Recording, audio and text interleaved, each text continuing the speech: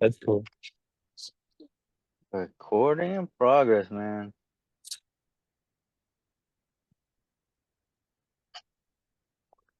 It's hot as hell in New Jersey, man.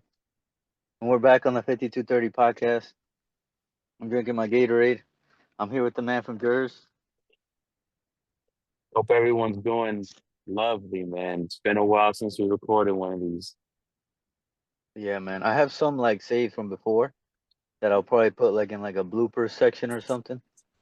But for now, this is it.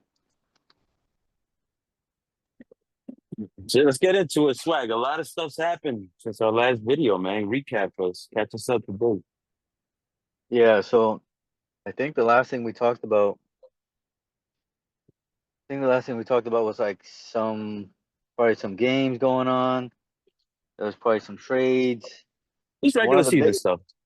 yeah, but one of the biggest things that we didn't talk about was the Luka Doncic trade. Like Mm. we never had a video on that. So just so just a recap, one of the biggest things that's happened this year is the Luka Doncic trade. And we finished our fantasy season. I came in third place. Man from Jersey came in 11th, right? How many teams Or were there? 10th. Did you come in 10th? I think I was third to last, third worst record. So Okay, however yeah. So many teams. you were a 10 out of 12 then. Okay. All right. So yeah, so that was a big surprise. Even like the last place guys, they were like very highly competitive teams previous years, and this year was just stacked, man. We had, I think it was one of the best fantasy leagues I've ever had, like I've ever ran, because I'm the commissioner, and I was so happy the way things turned out. Like, of course, yeah, I would have loved first place or second. I got third, so at least I got some prize money, Like that was one of the big things this year. Like every other year I've done this, it's been first and second. That's it. But this year we kind of changed things up and we made it so that third place gets something too. So it makes it a little bit more interesting in those final weeks. But I don't know if you want to recap how your season went, but basically after that, the NBA playoffs have been going on, and we're recording the day of Game One of the NBA Finals, Indiana Pacers versus Oklahoma City Thunder, and that's kind of like we're up to we're up to speed there. But there's a lot of stuff we could talk about in between. So you want me to talk about fantasy or NBA, like real NBA? First talk about Luca, man. I know you had some opinions on Luca. Okay, so I'm gonna preface this by saying that I've noticed that when we record these, I go on these long-winded, like, uh, whatever essays. So I'm gonna try to be a little more, I don't know, concise with my wording, man. Try to get more across in less words. All right. So with that said, Luka got traded to the Lakers. I'm sure, like everyone in the world, I was when I saw the notification drop on my phone. It was well, I woke up at like 4 a.m. because I had to go to work, and I saw the, like a lot of people, you lower your notifications just to see what you've missed out on in the world. And I saw an ESPN notification that said like Mavs trade Doncic or whatever, and I couldn't believe it, man. Like I'm the whole time I'm thinking like this is not April 1st, man. Like this cannot be real, bro. What's going on? Is it technical difficulty or something? And then I click on the link because like the drop down notification didn't have all the details. So I'm like, dude, let me click on this because like I think it just said Doncic for AD. I'm like, that's crazy, man. Like, but let me click on it and go to the article. It might make more sense if you see that the Mavericks also got like this player and mad picks and this and that. Obviously, that wasn't the case. Like the haul that the Mavs got was pretty underwhelming for Luka Doncic, especially if you look at the recent years in the NBA. Like one thing is ties into present day. You have the Oklahoma City Thunder in the NBA Finals. Shea Gilgeous-Alexander, MVP of the league. I'm sorry if I'm jumping ahead. The Shea Gilgeous-Alexander trade, if you go back to 2019, was Shea Gilgeous-Alexander and like 5 or 6 first-round picks for Paul George. That's Paul George, man. Like Paul George is not in the same realm of Luka Doncic. So you expect that we've come to expect those type of hauls for these mega superstar players. And what the Mavs got for Luka Doncic was nowhere in comparison to that. It was like AD, I think that Christie guy, and like one first round pick. It just wasn't enough, man. So, my thoughts were that I didn't like the trade for the Mavs because they got older getting AD, and they got an injury prone player, which didn't make sense because the that was one of the Mavs talking points was that Luca was out of shape and could get into like some injuries further in his career. So you trade for a guy who's had injuries. It just didn't make sense, man. So I didn't like that trade at all for the Mavs. Um, and yeah, that's all I got for now. I don't want to make this too long. Yeah, I didn't like it either. I think it's one of those things where like as a as a fan, right? Because I am a Dallas Mavericks fan since like Dirk Nowitzki was there and like Steve Nash and all those guys. I really like those guys. Um, it just it's one of those things where you're like, man, is there like some people think is there something going on where the NBA wants the Lakers to have a star? That's like I don't know any other reason why they would do this because fast forward fast forward the conspiracy continues because somehow the Dallas Mavericks, the NBA draft lottery happened, right? Like, like we're right before the start of the NBA Finals. The NBA draft lottery happened a couple weeks ago, and guess guess who gets number one overall pick in the year that Cooper Flag, one of like the most hyped up players in the past few years, guess who gets number one overall pick? Dallas Mavericks. And Dallas Mavericks had like one of the lowest. Do you remember what the percentage was? Was it like 1.8% chance? Yeah, I think that was like one. It was definitely 1 point something. Yeah, so I'm like, dude, these are some weird draft lottery like things going on. Like how does this team get the number one overall pick the year that they trade Luca and they trade him to the Lakers and then there's not really any like there's not really any shopping around. Like normally you would see like a team shop around a player. Like Kevin Durant was shopped around so many times. Like they were like, yeah, we're trying to make a deal here, we're trying to make a deal there, we're trying to see what partners fit. Like Harden was trying to get moved around. They were like, how do we move him? This team's interested. Jimmy Butler this year got traded to the Warriors. There was so much speculation. Oh, he's gonna go here, he's gonna go there. We don't know. All this stuff. Bro, Luca from one day to another. Like there was no, hey, we're thinking of training Luca. So that there's just too much going on where it's like this has to be a setup. Like there's no way. There's no way this works out that perfectly that the Lakers get their future star for like the next 10 years and then the Mavs get the number one overall pick. Dude, What do with you the think? least, most likely with the least amount of assets, bro. Because like I'm not trying to downplay Anthony Davis, right? The guy's an all-star. I think when they did the NBA 75 a few years ago, I think AD was on that list. Like we know AD is a great player, but you get someone older with injury histories of their own, it doesn't make sense, right? The thing with the Lakers trade, you kind of mentioned it, is the fact that no one knew that like the Mavs were even trying to trade Luca, right? It's like some secrecy stuff. That's the thing that pisses me off, man. Right? Because even back in the day when the Lakers got Pau Gasol, it was the exact same thing. Nobody knew, bro. You go back and you watch like videos or like other analysts reflect on that trade, and they say that like no teams knew that Pau Gasol was even available, right?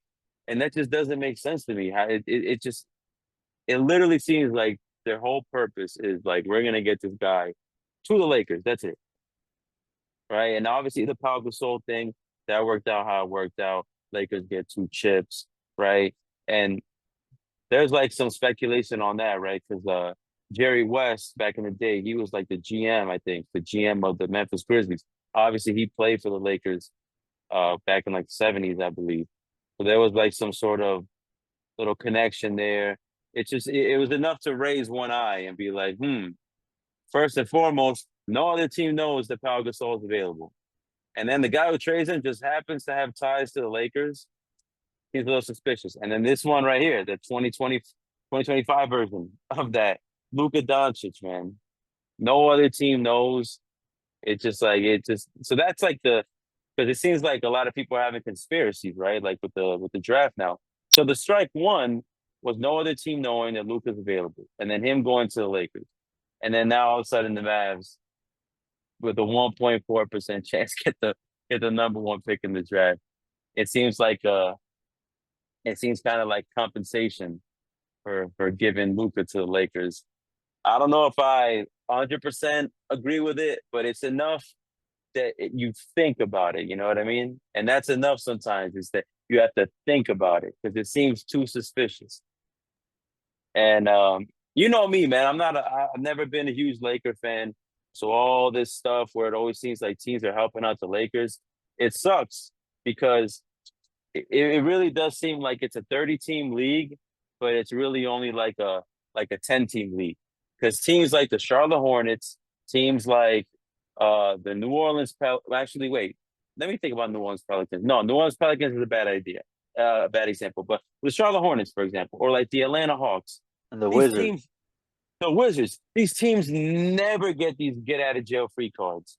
Never, Yeah. dude. You know, Yeah, and like Wizards. Yo, Wizards and like Utah, especially Utah, bro. Utah, yeah, Utah. Those teams were purposely tanking. Like Yeah. there's no doubt about it, bro. So, yo, just to put a ribbon on this one, man. In the NFL does not have a draft lottery. It's just the worst team gets the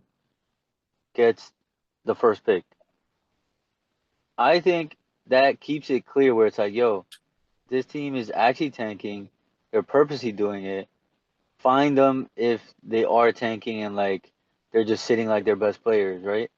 But they don't even do that in that league because it's only like 16 games or 17 games. So it's like every game counts. Like it's crazy, bro. But the thing I'm bringing up is the draft lottery is the perfect system for corruption because you could just say, hey, that 1.8, man, it's not zero. 1.8, like there's a chance there if you flip a coin 100 times, 1 to 2 times it might land on heads. You know, it might land on Dallas Mavericks. So it's not impossible. So we could just get away with these like, yeah, I just make sure like he picks the Dallas Mavericks little like number or whatever when he does a lottery, and no one could bat an eye because it's not like in the NFL where it's like worst team is guaranteed that number one seed, that number one pick. You know, like there's no guarantee. So they could do a lot of moving around in the back and making deals, and we don't even have to know about it because a draft lottery is a perfect disguise. Like no one is gonna question a lottery, or even if they do, there's an easy excuse. You know, it's just the odds. You know, like you go to Vegas, you gamble, you win every once in a while. Like it's not impossible, right? You probably won at least once or twice when you gambled, but in the end you lose. But at least you won a couple of times. So yeah, man, it's just the draft lottery. I think has to go, man. Like the tanking is stupid because sometimes teams are tanking, and then they'll tank, and then they have to verse each other. So two teams tanking verse each other. Like the Wizards and the Jazz, they faced off like the last week of the season, and it was one of the worst games you ever see. Like how are you gonna like ask people to pay for that? So it's just like, bro, like, and then they got players that are young saying, "Oh no, we gotta make sure he doesn't get injured." And it's like, dude, this guy's super young. He should be getting experience. Like, what are you guys doing? Like, this doesn't seem like a a good product anymore. Like, get rid of the draft lottery. Make it so the worst team is the one that gets it. And if you tank, you tank. But you can't have like 20 teams tanking. You know, like it's I don't know. I think we can move on from that unless you got something else. Yeah, I mean, like, yeah, man. There's so much more we could say about this, but just for sake of not making the video 2 hours, I think we should probably just move on. All right. Yeah, the only other thing was obviously our fantasy league. I don't know if you want to comment on that. Like I said it before, I was very happy. I hope everybody returns next year. We had 12 players. Hopefully we get to 14. Like you said, you want to have more players there, make it even more competitive. So yeah, man, I'm very happy. What do you have to say? About last season? Yeah, about the one that we just finished a couple months ago. Well, yeah, man, it was kind of underwhelming. I finished 10th out of 12. Um, I don't know. At a certain point, I kind of just accepted my fate, and I set like a goal for myself. I was like, dude, I just don't want to finish as the worst player, and I didn't do that. So that was like my little W of the year. But obviously, we recorded a video a few months back, and we were running through the players that we drafted and whatnot. And I made a boatload of mistakes this year, so I'm just gonna learn from it. And next year, I'm gonna do all my research and and just come back better, man. That's beautiful, man. So then the next thing we got is who you got tonight, man. To end the video before the final start. Who you got tonight? Indiana Pacers or Oklahoma City Thunder? Yep, yep. So for those, listening, since the last time we recorded, the regular season concluded, playoffs have happened. Obviously, we're in the NBA Finals now. Indiana Pacers take down the New York Knicks in 6 games in the Eastern Conference Finals. Oklahoma City Thunder take down the Minnesota Timberwolves in 5 games in the Western Conference Finals. I kind of want to shine a little bit of light, man, on those matchups because there's some stuff to discuss there if you're okay with it. Yeah, go. Yeah, I'm down. So we got to give the Knicks their props. Disclaimer: I've never been a Knicks fan. We're from New Jersey, so I always had a little rivalry with New York and whatnot. But the Knicks made it to the conference finals for the first time since 1999. Big accomplishment for that franchise. They had like a black cloud hanging over them. They kind of shook it this year, upset the Boston Celtics in the second round, which was huge, man. Because even despite all the knocks on Boston throughout the season, I still had the Celtics as the favorite to come out of the East. So the Knicks knocked them off, made the conference finals, and I honestly thought it was like either team had a chance, man. If you listen to some analysts, they're all like, man, we were so certain it was Indiana. I honestly thought that it was 50-50. Obviously, the Knicks blew that game one in historic fashion. It kind of put them behind the 8 ball from the beginning. I think if the Knicks win that game one, I think they win that series and they'd be in the NBA Finals. But nevertheless, Indiana took care of them.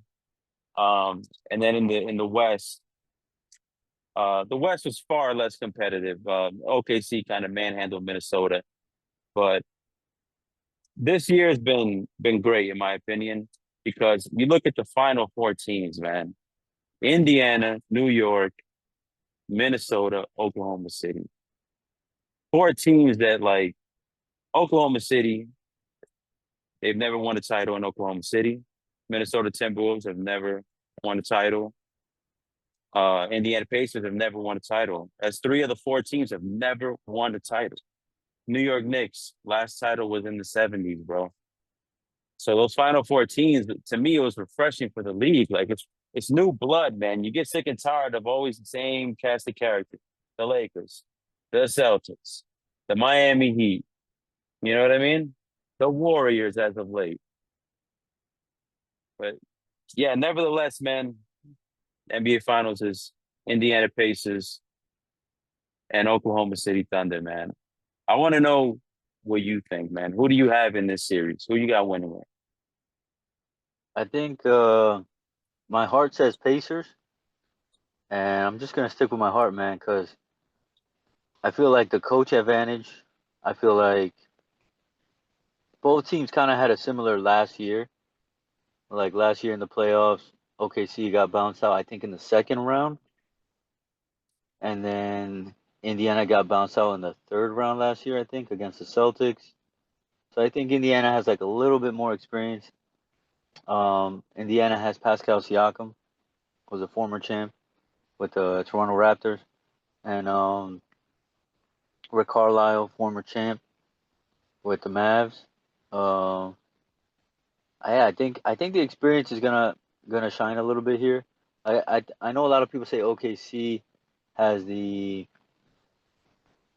kind of like they've shown dominance, right? They've shown dominance against their opponents, but at this point, like I think both of these teams are pretty evenly matched. Like just like matchup wise, right? Like Halliburton, who's he gonna get guarded by? Like, is he gonna get guarded by like Ludor or Caruso?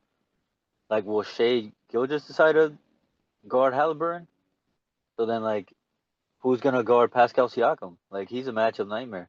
Like, is it gonna be Jay Will, or is Jay Will gonna guard Halliburton? Like, I don't know who's gonna guard who. Like, this is such an interesting thing to see how the coaches are gonna decide who's gonna get guarded. And the thing with, I think the thing with the Pacers is that they play at a crazy pace, and I think it's gonna be pretty hardcore, like high, like best defense versus like almost the best offense. You know what I mean? And usually people say defense wins championship, but in this one, I think the offense is just gonna be too much. Like the way that the Pacers could score, like almost like every player has like just they just know where to move. They know when to pass the ball.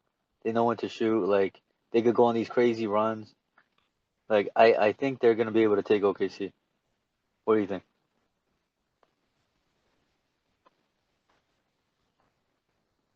Um, I think it's OKC, man, because if you So mentioned they have home Indiana, court, right? yeah, they have home court, man. OKC had Oh, the best record in the yeah, NBA. yeah. OKC won 68 games, bro. That is a lot of victories. Oh, 68, right? And you think about it.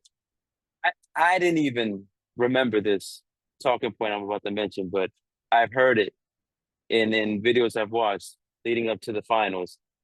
Oklahoma City won 68 games, and they didn't even have Holmgren for a ton of the season. And they also didn't have Isaiah Hartenstein for a good amount of games during the season. You think about that. If you really take that into consideration, there's a legitimate chance that this OKC team could have hit 70 plus victories. That's elite company. How many teams have done 70 plus wins in NBA history? I think it's literally just the 73 win Warriors, 72 win Chicago Bulls. And then there was also, I think, a 70 win Chicago Bulls team. I'm pretty sure that's it in league history, right? You mentioned Indiana, about their offense. Yeah, Indiana's they have a high powered offense, and that's what their game is. We want to make it up and down, get a lot of shots up, high pace, fast paced game. The thing that separates Oklahoma City from me, why I'm picking them, is that Oklahoma City, obviously they have a way better defense, right? They had the league best defense. So I think they can actually contain Indiana pretty well, right? But the thing that also separates them is don't sleep on OKC on the offensive end. Like they're no slouches on their own. I forget which game it was. I might have been game 3 or game 4. Game 4, yeah, it was game 4 against Minnesota. Holmgren, Jalen Williams, the forward, not the big man, and Shea Gilgeous had all three of them had huge games. So they have their own big three on the offensive end as well. So I just think when you analyze it, right, they're both good on offense, but OKC has that elite defense. I just got to give the nod to OKC, man. I think I think they're gonna clamp down on Indiana. I think a lot of the things that Indiana's been able to do against the Knicks and the Cavs and the Bucks, I don't think a lot of that's gonna work on OKC. OKC is a different monster. So I got OKC winning it. I honestly don't think the series will go that long, man. I have OKC in five, just because I don't want to say sweep. I think OKC in five. But this is always one of those things where I wouldn't be upset if I was wrong, because I always hear people talking about how the East is the weaker conference, blah, blah, blah, right? All this stuff. They're always crapping on the East. And I hate it. So I would want the Eastern Conference team to win. So I would actually be happy if Indiana pulls off the upset. But my heart tells me OKC in five.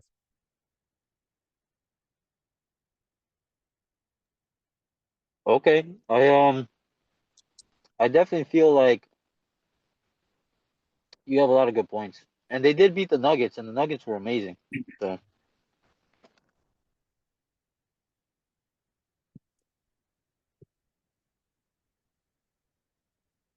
it's super hot in Jersey. Yeah, today's sitting close to 90. God damn. You forget how hot it could get, man. Yeah, just like 4 days ago, it was kind of chilly. Yeah, but I think if they're playing OKC, the weather doesn't matter. I'm just, I'm just kidding, man. They're just, yeah, OKC seems like they're the favorite. Like all the like sports betting apps, like they got them like pretty much as the favorite. They're at home. There's like they got a great crowd. I think the Pacers got that underdog in them. I think that they could figure out a way to prove everyone wrong, and I hope they do, man, because it's one of those things where I think we talked about it before. You said like, oh, OKC is like they did everything the right way, and they like made crazy deals and they did all this stuff, and now they're like set up for the future, and I'm like, I don't want to see OKC like when this feeling I have right now is it's crazy. It's pretty much same position that Rick Carlisle was in when he was on the Mavs, bro. I feel like this is the same thing. The Mavs were the only thing that was able to stop that Heatles team with LeBron and Bosh and Wade. So, like the first year, I'm saying, like the first year that the Heatles formed, they uh they met the Mavs and they couldn't beat them, and the Mavs won. And it's just one of those things that's like really cool to say as like a Mavs fan and a Dirk fan that like they were able to stop that team. And I kind of feel that same feeling now. Like for Rick Carlisle and the Pacers, I'm like, we might see OKC go on a run right now, like of like 3, 4 championships in a row. And I just want to see them get stopped, just like how the Mavs stopped the Heatles. I just want to see one team just say, "Hey, not yet." That classic line, "Too soon, Junior." That's what I want to see, and that's it, man. Yeah, man. I don't know. You got anything else? Anything No, else you that's want to it. talk about? All right, man. So yeah, as you said, game one is tonight, man. Let's see if Indiana could pull off an upset. You know, I that's hope it's a all. good game. That's the main thing. I don't want to see a blowout. Even if the Pacers get swept, as long as it's not like 30-point blowouts.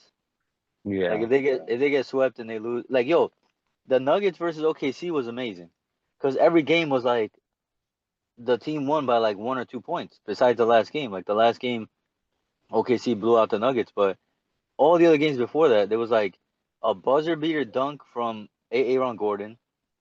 Then there was like I think a 3-point shot from Aaron Gordon. Like near the end of the game, they ended up like winning by like 2 or 3 on that game. Then there was like some wins with OKC where they only won by like 5 or 6. So that was just an amazing series, bro. I want to see that yeah. again. The only reason that OKC pulled off that series, I'm joking right now, but the only reason OKC won that series was because Ron Gordon, as you like to say, got hurt before game seven. The only Yeah, reason. yeah, it was rough out there, man. He had a tough season. I had him in fantasy, and he was just always kind of like with a nagging injury. So it wasn't just in the playoffs. During all the Yo, fantasy, I had to like add him, drop him because he just kept getting injured. I want to just leave the fans, or maybe not so much the fans, but you maybe with like a fun fact, something to think about before we end the episode. Did All you right, hit me with it. realize? Have you realized? Because I realized this just yesterday. Have you realized that the Oklahoma City Thunder have played like 17 seasons in Oklahoma City? Damn, no, I remember that Durant and Harden were there, and that's been a while, but not 17. Holy crap!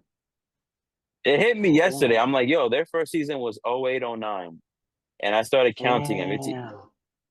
I'm like, yo, it's been legit some time.